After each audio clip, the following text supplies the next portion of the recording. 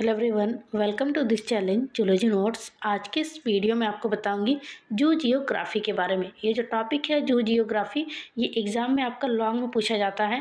तो क्या होता है zoogeography? First introduction. Zoogeography is the science dealing with the distribution of animals on the earth. ये जो जू जियोग्राफी है, इसको हिंदी में कहा जाता है प्राणी भूगोल। ठीक है, तो ये जो है ये मतलब अर्थ पर जितने भी टाइप्स का एनिमल है उसके जो वितरण जो है उससे संबंधित विज्ञान को जू जियोग्राफी कहा जाता है। The distribution of animals on the earth is study in many वे। जो मतलब पृथ्वी पर जितने भी जानवरों का जो डिस्ट्रीब्यूशन जो है उसका अध्ययन कई तरीकों से किया जाता है। The distribution of animals of the post is called geological distribution. बोला जा रहा है कि अतीत के जानवरों के वितरण के अध्ययन को भूवैज्ञानिक वितरण कहा जाता है। मतलब कि पास्ट में कौन सा एनिमल्स था उसका डिस्ट्रीब्यूशन का अगर हम लोग पढ़ेंगे तो उसको कहा जाता है जियोलॉजिकल डिस्ट्रीब्यूशन। उसके बाद है पैटर्न्स ऑफ डिस्ट्रीब्यूशन, कि मतलब आखिर कैसे पैटर्न बनाया है डिस्ट्रीब्यूशन को लेके। तो there are 4 patterns of distribution. 4 तरह का पैटर्न होता है। पहला होता है कंटिन्यूअस डिस्ट्रीब्यूशन, दूसरा होता है डिसकंटिन्यूअस डिस्ट्रीब्यूशन, तीसरा होता है पैरेलल डिस्ट्रीब्यूशन एंड फोर्थ होता है आइसोलेटेड डिस्ट्रीब्यूशन। पहला है कंटिन्यूअस डिस्ट्रीब्यूशन। ये क्या होता है? The distribution of animals through out the earth is called continuous distribution. बोला जा रहा है संपूर्ण पृथ्वी पर प्राणियों के वितरण को कंटिन्यूअस डिस्ट्रीब्यूशन कहा जाता है। It is also called cosmopolitan distribution. इसको और एक नाम से जाना जाता है कॉस्मोपॉलिटिशन डिस्ट्रीब्यूशन भी कहा जाता है। इसका एग्जाम्पल में आता है पारामेशियम, क्रो, etc। उसके बाद है दूसरा है डिसकंटिन्यूअस डिस्ट्रीब्यूशन। ये क्या होता है? The distribution of animals in widely separated areas is called discontinuous distribution of animals. बोला जाए जानवरों का व्यापक रूप से अलग अलग क्षेत्रों में वितरण जानवरों का डिसकंटिन्यूअस डिस्ट्रीब्यूशन कहलाता है। एग्जाम्पल में इसका आता है lung fishes, flightless bird, peripatus, apodan, amphibians, etc। उसका चाहे तो आप इसका रफ डायग्राम भी बना सकते हैं एग्जाम में।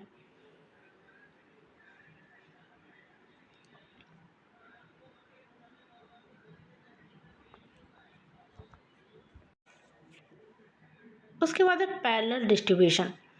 The development of similar way of life, similar adaptation by different group of animals living in different geographical areas are called parallel distribution. Example marsupial and placental mammals. बोला जा रहा है अलग अलग भौगोलिक क्षेत्रों में रहने वाले जानवरों के अलग अलग समूहों द्वारा समान जीवन शैली, समान अनुकूलन के विकास को पैरेलल डिस्ट्रीब्यूशन कहा जाता है। मतलब एक ही एरिया में रहता है, वो अलग अलग मतलब ग्रुप में रहता है, लेकिन एक होता है ना एक ही जीवन शैली, मतलब एक ही तरह का लाइफ वो अपनाता है, डेवलपमेंट करता है उसी हिसाब से, तो उसी को पैरेलल डिस्ट्रीब्यूशन कहा जाता है। एग्जाम्पल में इसका आता है मार्सुपियल और प्लासेंटल मैमल। उसके बाद है एंडिज्म। इसको आइसोलेटेड डिस्ट्रीब्यूशन भी कहा जाता है। The distribution of animals in A restricted area on the earth is called endemism और आइसोलेटेड डिस्ट्रीब्यूशन। बोला जा रहा है पृथ्वी पर सीमित क्षेत्र में जानवरों का वितरण ही आइसोलेटेड डिस्ट्रीब्यूशन कहलाता है। The species exhibited restricted distribution is called endemic species. और इसमें बोला सीमित वितरण जो होता है प्रदर्शित करने वाली प्रजातियों का स्थानिक प्रजातियां कहा जाता है। मतलब एक लिमिटेड उसको एरिया मिला हुआ है, उसी में उसको अपना जीवन यापन करना है और उसी पे जो वो डिस्ट्रीब्यूशन होता है अलग अलग टाइप का मतलब जो निकल के आता है उसको एंडेमिक स्पेसिस कहा जाता है। Wallace divided the Earth into 6 regions called geographical regions. They are first Oriental region, second Australia region, Neotropical region, Ethiopian region, Nearctic region और पैलिनियर्टिक रीजन। ये जो है ये आपको एग्जाम में बस ये 6 तक लिखना है, उसके बाद 1 by 1 उसको डिस्क्राइब करना है। नीचे जो लिखा है उसको आपको लिखने की जरूरत नहीं है। पहला है Oriental region. Oriental region is a zoogeographical realm. ये जो ओरिएंटल रीजन जो होता है जू जियोग्राफिकल रियलम होता है। It is one of the 6 geographical region of the अर्थ। और ये जो है जो 6 जियोग्राफिकल रीजन जो है उसमें से ये एक है। The Oriental region along the Palearctic Nearctic Ethiopian region is called Metagaea. जो ओरिएंटल रीजन के साथ जो Palearctic region, Nearctic region, Ethiopian region, इसको मेटाजिया कहा जाता है। इसके ग्रुप को मतलब ये चारों जब मिल जाएगा, पांचों जब मिल जाएगा तो मेटाजिया कहा जाता है। The Oriental region include the following countries. Oriental region में कौन कौन सा कंट्री आता है? तो इंडिया आता है, इंडो चाइना आता है, South China, Burma, Sri Lanka, Malaya, Java, Sumatra, Siam, Borneo, Formosa, Philippines. इतना लिखने की जरूरत नहीं है, बस 2 से 3 लिख दीजिएगा, हो जाएगा। On the north side it is bounded by Himalaya. ये इसके नॉर्थ साइड में क्या है? तो ये हिमालय से घिरा हुआ है। On other side it is bounded by sea such as Indian Ocean and Pacific Ocean.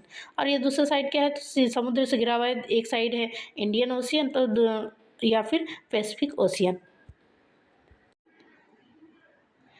It contains forest and desert. इसमें क्या आता है? तो इसमें फॉरेस्ट आता है और डिजर्ट आता है। The fauna of Oriental region closely resemble the Ethiopian region, hence this two region are together called Palaeotropical reason.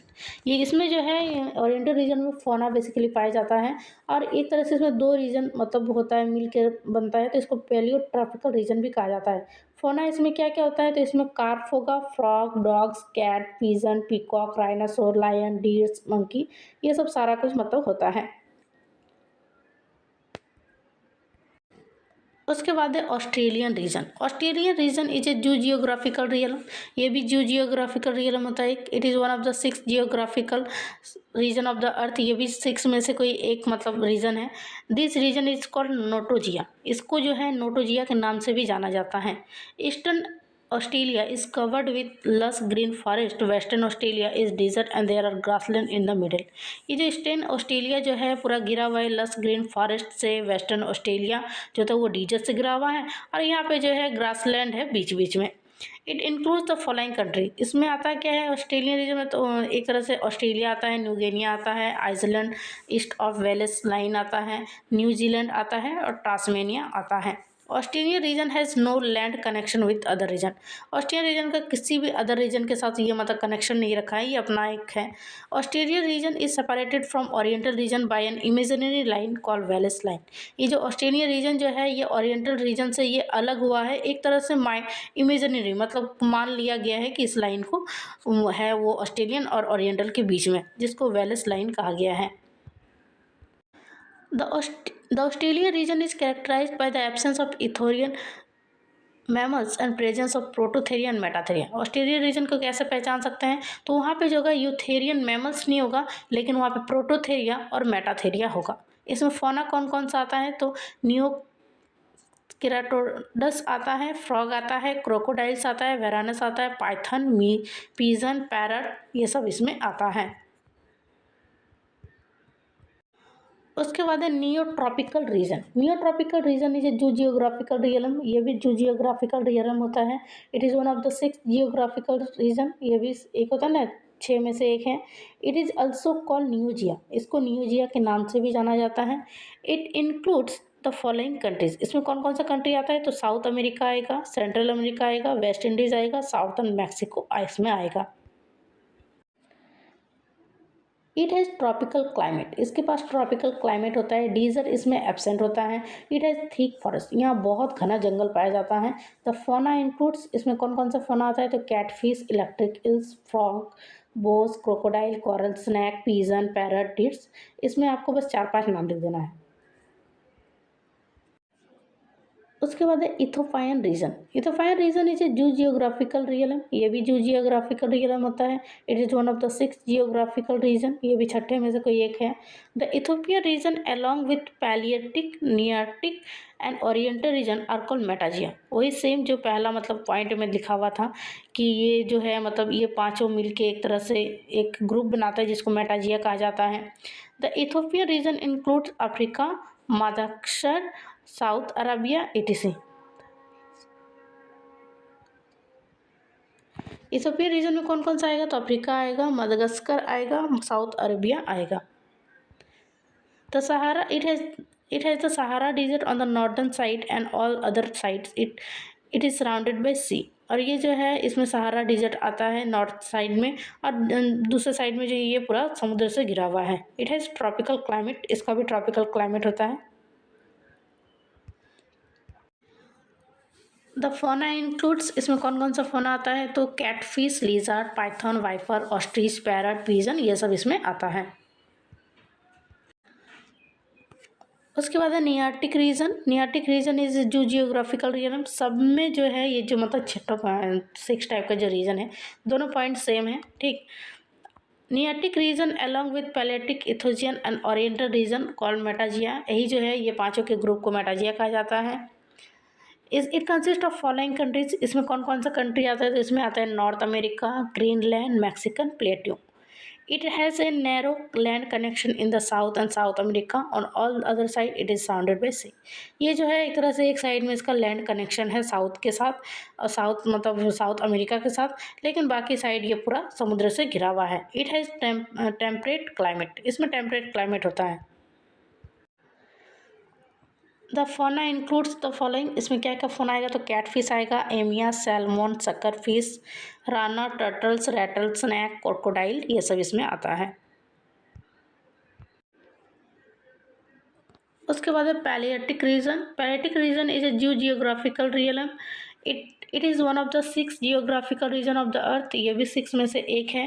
The Palearctic region along with Oriental, Nearctic, Ethiopian region are called Metagaea, इसके group को Metagaea कहा जाता है। It include the following countries, इसमें आता क्या है, तो यूरोप आता है, China, Japan, Africa, North Sahara, Siberia, Asia, north of Himalayas और मंचूरिया इसमें आता है। It is bounded by Sahara desert on the south and by sea on other side. बोला जा रहा है ये जो है एक साइड से सहारा डिजर्ट से घिरा हुआ है, और दूसरा जो साइड बच गया ये सब समुद्र से घिरा हुआ है। It is the largest region, और सबसे बड़ा रीजन इसी का है। It has temperate climate. It contains deciduous forest, coniferous forest, steppe, tundra, etc। सबसे ज़्यादा जो फॉरेस्ट जो है ये इसी में आएगा, क्योंकि इसका एरिया भी ज़्यादा है। डेसिडियस फॉरेस्ट इसमें आता है, कॉनिफेरस फॉरेस्ट इसमें आता है, स्टेपी आता है, टुंड्रा भी इसी में शामिल है। इसमें कौन कौन सा फोना आएगा, तो इसमें आएगा एनाबस, पुफो, हाइला, ये सब। आप चाहे तो 4-5 नाम लिखिएगा, इतना ज़्यादा लिखने का ज़रूरत है नहीं। और सभी जो जियोग्राफी में ज़्यादातर खाली मतलब एक होता है ना, खाली थ्योरी है, तो लॉन्ग के लिए आप उसी टॉपिक को लिखिएगा जो जिसमें फिगर ज़्यादा हो। और जो जियोग्राफी, जियोलॉजिकल डिस्ट्रीब्यूशन, ये सब में खाली थ्योरी ही है।